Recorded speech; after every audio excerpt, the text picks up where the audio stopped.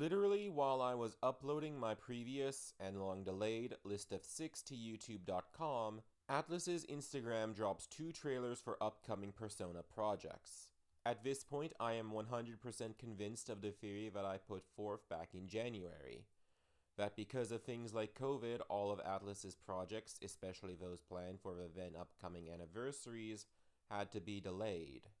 Persona 3 Reload now confirmed for early next year, despite P3RE Portable already being ported to Steam January of this year, and the reveal of one of the Persona 5 spin-offs as Persona 5 Tactica for November of this year, alongside the reveal of P5X in March, leaves no doubt in my mind of this possibility being the one at play. Free Persona games, free intended announcements for last year that never happened, and given their release windows, I also suspect that this means that most of the things intended for SMT's 30th will be announced and released next year instead at the earliest. Likely after Persona 3 Reload, so mid to late 2024 at the earliest. While it's certainly still too early to excuse any announcements period, especially because we've only had 2 events so far, I'd be very surprised if anything other than an announcement for a game next year makes it into this anniversary. Maybe the English release of a port to an older game already on the Nintendo Switch in Japan, but that's about as generous as I'm willing to place my bets on for anything game related for SMT this year that's not Persona. Though, if I am being honest, that actually makes me more optimistic for whatever SMT does next, given that more time will mean more polish and less cut content, which is something that I feel was present in both SMT 5 and, to a lesser extent, Soul Hackers 2. As for how I feel about them, well, that's probably why you clicked on this video now, isn't it?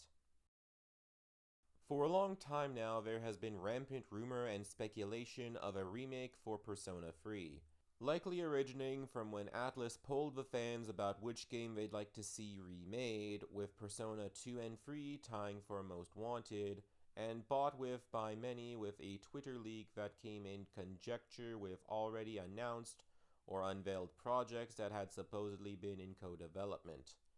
I personally didn't believe them myself until the domain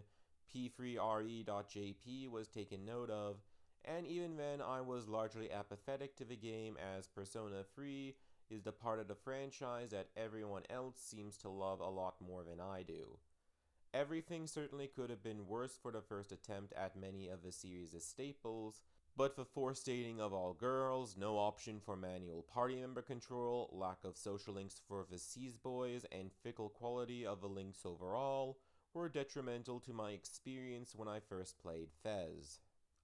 While on one hand, Reload is the opportunity to fix my main issues with Fez and provide an idealized and polished experience, that's not always a good thing, since for all of my issues with P3, I can't deny that the game still had an edge to it that its successors lack in its experimental nature even when it fails.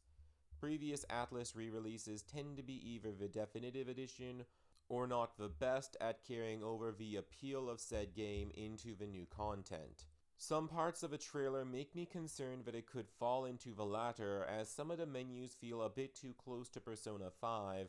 when the minimalist ones of P3 perfectly conveyed the somber tone as is, rather than the bombastic courage of P5. The pause menu being the protagonist falling headfirst downward is genius, so the shops might just be a misstep that the rest of the game can make up for, but less so is the HD 3D Aegis introduction that replaces an animated cutscene in the original. In my opinion, P3 has the absolute best animated cutscenes in the whole franchise, delivered with Dutch angles, unconventional perspective shots, and surreal color schemes that feel right out of the work of Akiyuki Shinbo, whose art style seems to have been a heavy influence with the 2D visuals.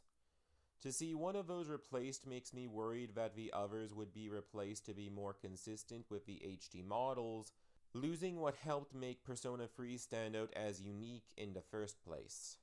All that and the presence of P3RE being released as little as a year earlier makes the game's core experience still feel divided between the canon male route, now in HD,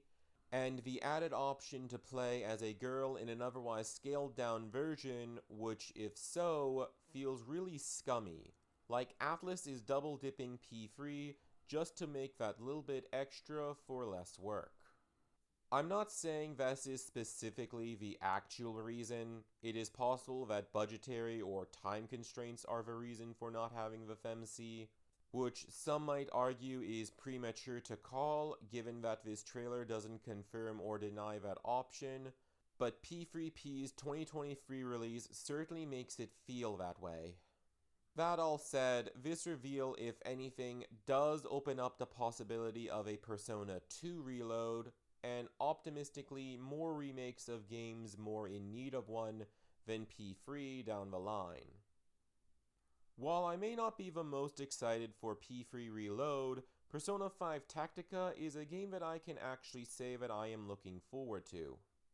Style-wise, the semi-chibi art style immediately differentiates it from everything else in the franchise while still maintaining Persona 5's immaculate presentation.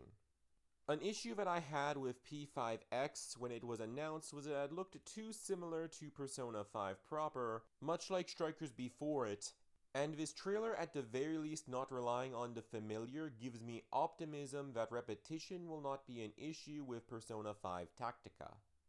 A new core experience of the Persona 5 Foundation has been what I've wanted from these spin-offs, and they just haven't delivered. Dancing in Starlight was the other half of Dancing in Moonlight, and Strikers went through the actions of Persona 5 verbatim.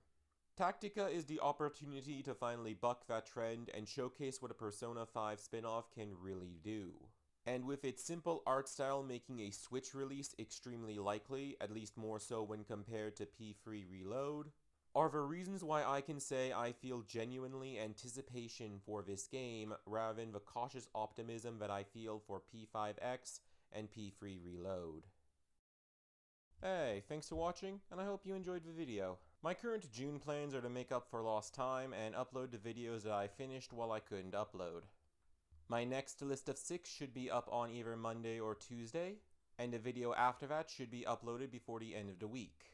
On the off chance that another game is announced alongside these at Xbox Live, I will make a video about it. But what's more likely to happen is just that we're going to get more information about these releases, such as them possibly being on multi-platform. And so if there is not enough information to make a new video on, I will simply have some updated information in a pinned comment for this one.